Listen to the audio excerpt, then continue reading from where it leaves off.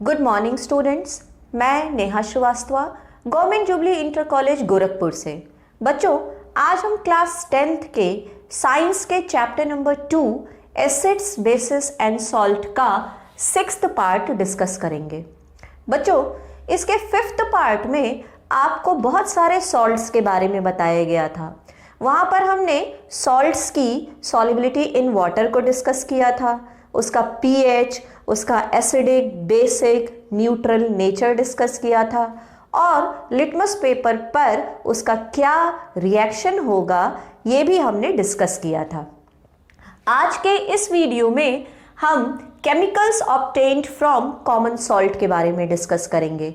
सबसे पहले हम डिस्कस करेंगे कॉमन सॉल्ट के बारे में। बच्चों, कॉमन सॉल्ट का फॉर्मूला होता है NaCl, जिसे हम कहते हैं सोडियम क्लोराइड। इसको ऑब्टेन करने का जो रिएक्शन होता है वो होता है strong acid that is HCl when it reacts with strong base that is NaOH। तो जो हमें सॉल्ट मिलता है वो होता है NaCl और इसके साथ में वाटर बन जाता है। तो ये है केमिकल रिएक्शन सोडियम क्लोराइड को ऑब्टेन करने का। और आपको पता है कि इस सोडियम क्लोराइड का नेचर क्या होगा।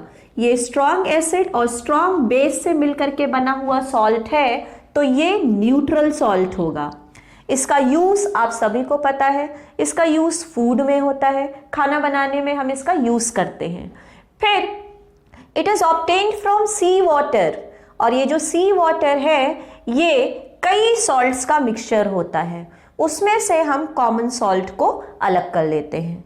फिर वर्ल्ड में कई जगह पर कुछ सॉलिड सॉल्ट्स के डिपॉजिट पाए जाते हैं, बहुत बड़े बड़े क्रिस्टल्स के फॉर्म में।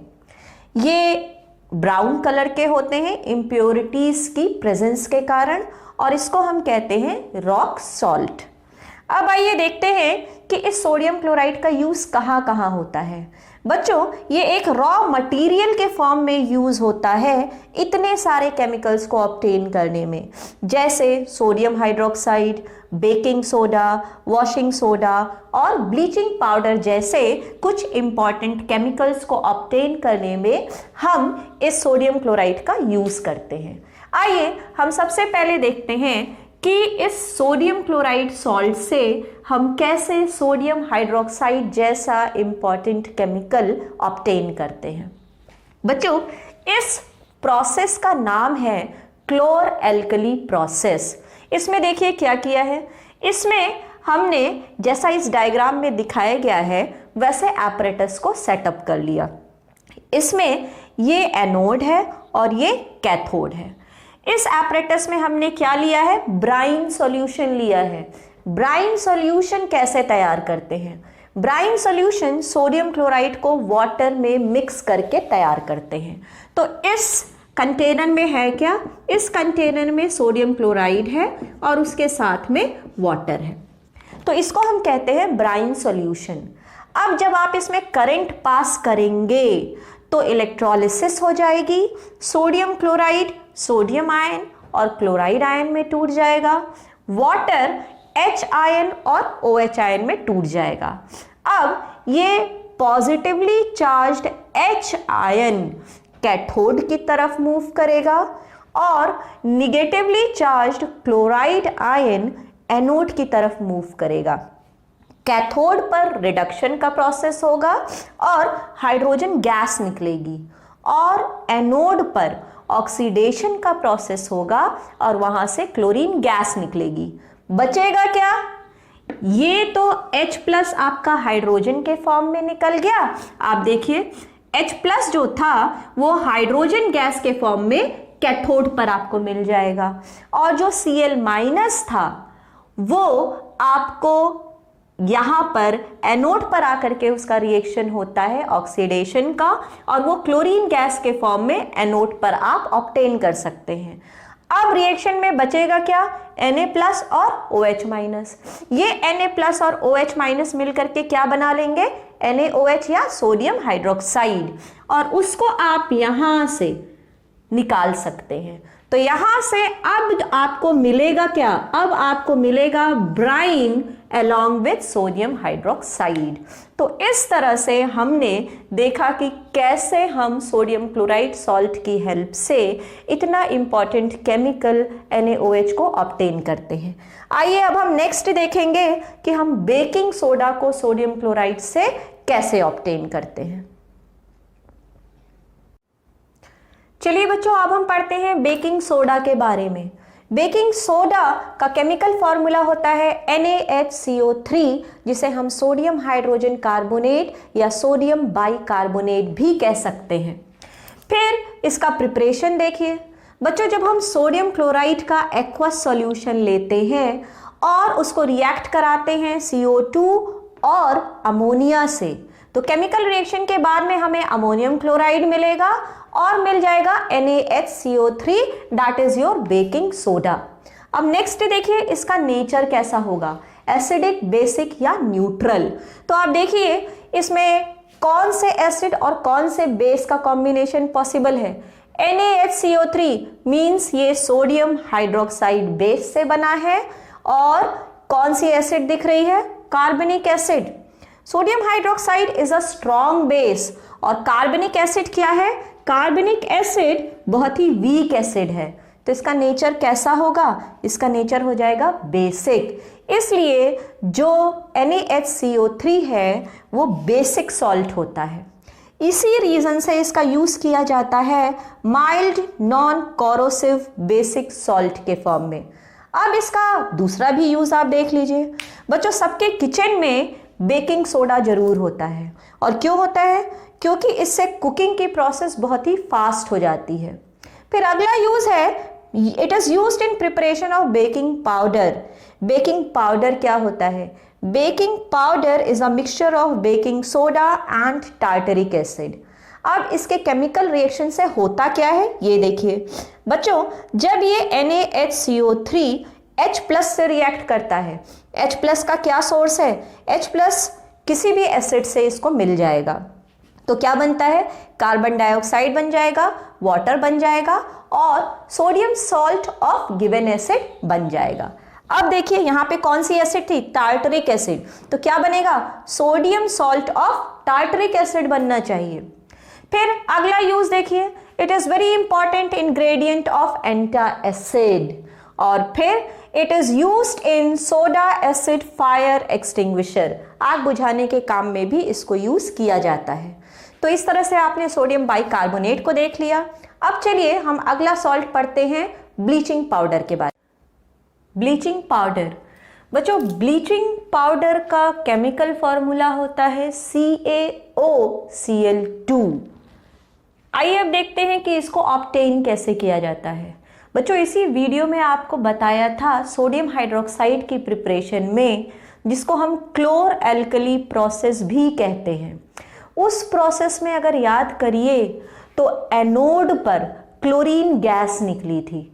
एनोड पर ऑक्सीडेशन हुआ था और क्लोराइड आयन किस में बदल गया था, क्लोरीन गैस में। इसी क्लोरीन गैस का यूज किया जाता है in preparation of bleaching powder. अब इसके प्रिपरेशन का रिएक्शन देखिए, ये है आपकी क्लोरीन गैस। इसको जब हम ड्राई स्लेक्ड लाइम में पास करते हैं, what is this dry slaked lime, ये कैल्शियम हाइड्रोक्साइड है। तो when chlorine gas is passed in dry slaked lime, तो हमें ब्लीचिंग पाउडर मिलता है और साथ में वाटर बनता है। तो इस केमिकल रिएक्शन की हेल्प से हम ब्लीचिंग पाउडर को ऑब्टेन कर सकते हैं। अब देखिए इसका यूज क्या क्या होता है। It is used in bleaching cotton and linen fabrics. फिर अगला यूज है for bleaching wood pulp in paper factory. Paper factory में भी इसको ब्लीचिंग एजेंट के फॉर्म में यूज किया जाता है। फिर it is a very good oxidizing agent. ये ऑक्सीडाइजिंग एजेंट के फॉर्म में लेबोरेटरीज में यूज होता है, और ये ड्रिंकिंग वाटर को डिसइंफेक्ट करता है। तो इसके बहुत सारे यूज हैं। तो आपने ब्लीचिंग पाउडर के बारे में जाना। आइए अब हम अपना अगला सॉल्ट शुरू करते हैं, and that is washing soda.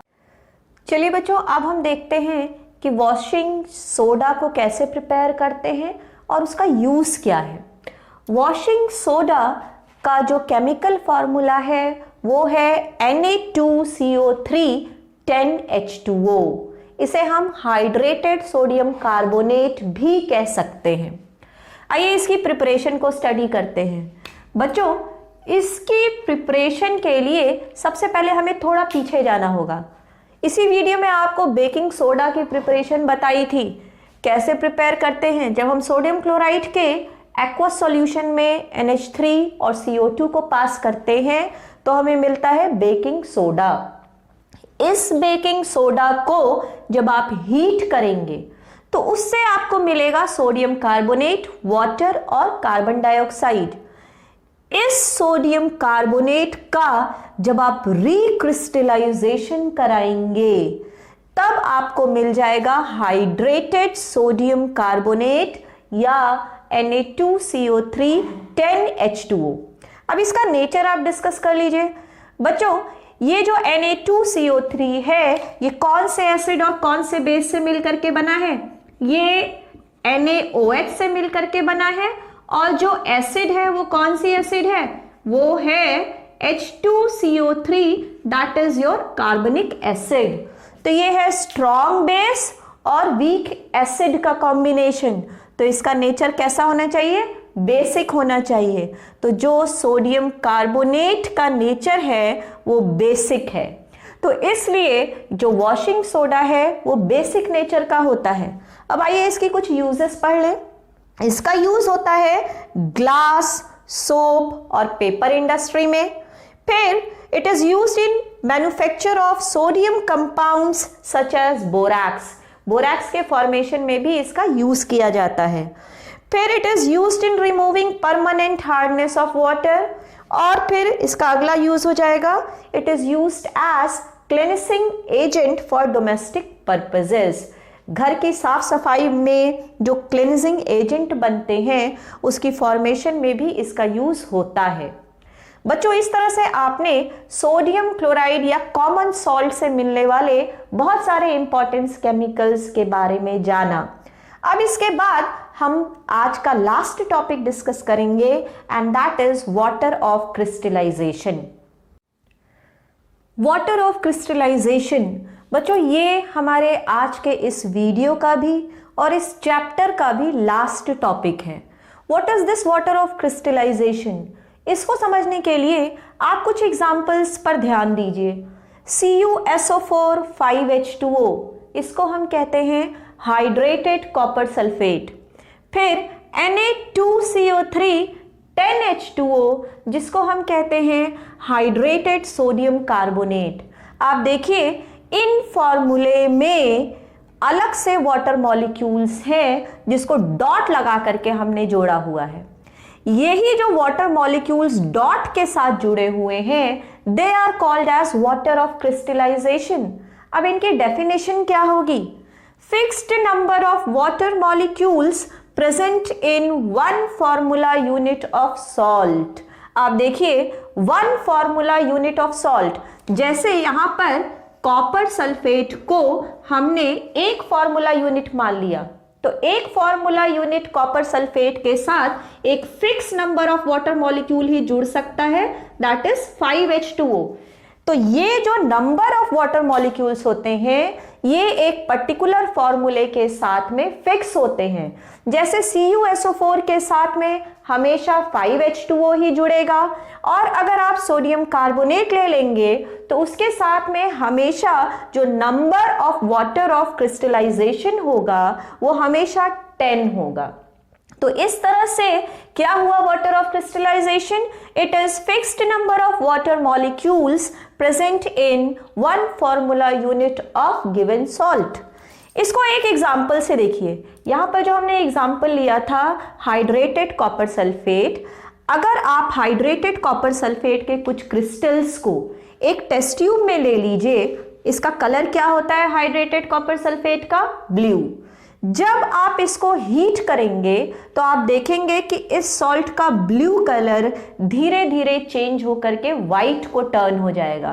तो यहां पर अब ब्लू की जगह व्हाइट पाउडर आ जाएगा, और आप टेस्ट ट्यूब के माउथ पर देखेंगे तो बहुत सारे वाटर ड्रॉपलेट्स इकट्ठा हो गए हैं। तो क्या हुआ? इसके साथ में ये जो 5 वाटर मॉलिक्यूल्स एसोसिएटेड थे वो हीट करने पर बड़ी ही आसानी से अलग हो गए, क्योंकि इन दोनों के बीच में बहुत लूज कॉम्बिनेशन था। तो क्या हुआ, व्हाइट कलर का कॉपर सल्फेट का पाउडर आपको मिल गया और वाटर ऑफ क्रिस्टलाइजेशन बड़ी ही आसानी से अलग हो गया। आप एक और चीज कर सकते हैं, आप इस white coloured copper sulphate powder को एक बोल में लीजिए और उस पर 1 या 2 ड्रॉप पानी डालिए, तो आप देखेंगे it turns back to blue colour again. वो फिर से ब्लू कलर का हाइड्रेटेड कॉपर सल्फेट का क्रिस्टल बना लेगा। तो क्या रिएक्शन हुआ, blue coloured CuSO4 5H2O when heated, तो क्या बनाता है ये, white coloured powder of CuSO4, और इससे जो वाटर मॉलिक्यूल जुड़ा हुआ था वो क्या हो जाएगा, अलग हो जाएगा। बच्चों, इसी वाटर ऑफ क्रिस्टलाइजेशन का एक बहुत अच्छा एग्जाम्पल जिप्सम भी है। जिप्सम का केमिकल फॉर्मूला होता है CaSO4 2H2O hydrated calcium sulphate. इसका यूज बहुत ज्यादा है। बच्चों, जब हम इस हाइड्रेटेड कैल्शियम सल्फेट या जिप्सम को 373 केल्विन पर हीट करेंगे तो ये बनाएगा कैल्शियम सल्फेट हेमीहाइड्रेट। हेमी का मतलब हाफ हो गया, हाइड्रेट का मतलब वाटर, और कैल्शियम सल्फेट इज CaSO4। तो आपने क्या किया, आपने इस जिप्सम को लिया और उसको 373 केल्विन पर जब हीट किया तो वो किस में बदल गया, वो एक व्हाइट कलर का पाउडर बनाता है जिसका केमिकल फॉर्मूला होता है CaSO4 हाफ H2O, और उसका केमिकल नेम हो जाएगा कैल्शियम सल्फेट हेमीहाइड्रेट। और आप देखेंगे कि 1.5 मॉलिक्यूल्स ऑफ वाटर बच जाएंगे। अब ये जो व्हाइट कलर्ड पाउडर बनता है इसको हम कहते हैं प्लास्टर ऑफ पेरिस। इसका यूज क्या होता है बच्चों, इसका यूज होता है फॉर सपोर्टिंग फ्रैक्चर्ड बोन्स। जो बोन्स टूट जाते हैं उनको ये सपोर्ट करता है। क्या होता है, कैसे सपोर्ट करता है ये, जब आप इस white coloured powder plaster of Paris में पानी मिलाते हैं तो ये वापस सॉलिड हार्ड मास में बदल जाता है, जो कि क्या होगा, वो हो जाएगा जिप्सम। और इसका यूज होता है टॉयज को बनाने में, बहुत सारे डेकोरेटिव आइटम्स को बनाने में। बच्चों, अभी अभी इस केमिकल रिएक्शन में मैंने आपको बताया कि यहाँ पर बनता है CaSO4 हाफ H2O, और उसके साथ में मैंने बोला 1.5 मॉलिक्यूल्स वाटर के बनेंगे।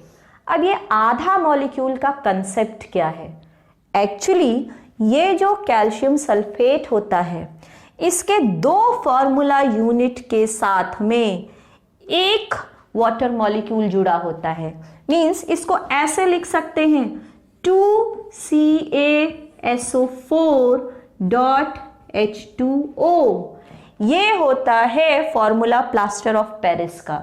तो 2 फॉर्मूला यूनिट के साथ में एक्चुअली एक वाटर मॉलिक्यूल लगा होता है। तो एक फॉर्मूला यूनिट के साथ में आप बताइए कितना लगेगा, एक फॉर्मूला यूनिट के साथ में लग जाएगा CaSO4 half H2O which is also called as plaster of Paris.